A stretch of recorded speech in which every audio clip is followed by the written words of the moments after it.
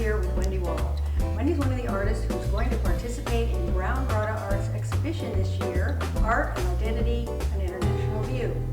Behind Wendy are two of her works, Alternative Landscape and Honey Hive, which will be part of this year's exhibition. Wendy, can you tell us something about these works and how they relate to the theme of the exhibition?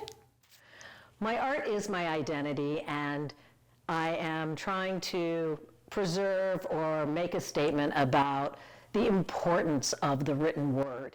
Even though within these objects you can't really define or see the text, it being there is incredibly important.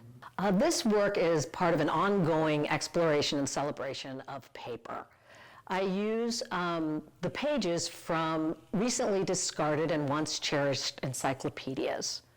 I became fascinated with the idea of using the text on paper to make the images that you see, because for over 2 millennia, cultures have used paper to identify their place or station in society. And the effects of that paper is also seen in their environments.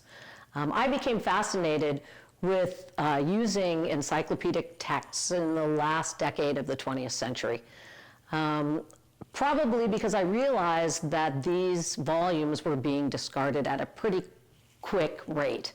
And I wanted to acknowledge their existence, but manipulate them in such a way that you didn't necessarily know that they came from encyclopedic pages, making surfaces that were interesting texturally and in terms of color and shape, and that had a message to send that might be made clear through titles like Honey and Hive and Alternative Landscape. It's very meditative to scroll up these small pieces of paper, and they hopefully suggest, that there's no beginning and no end. And the surfaces sort of speak to me as I'm doing them. I start out by attaching the pages, the scrolled papers cut. First, I cut the books actually on a bandsaw and then scroll the individual sheets of paper. They are then adhered to the panel. I work on them horizontally and will sometimes do a quick sketch prior to making the piece, because once it goes down, it doesn't come back. Well, each of the volumes has a different quality of paper depending on how old it is.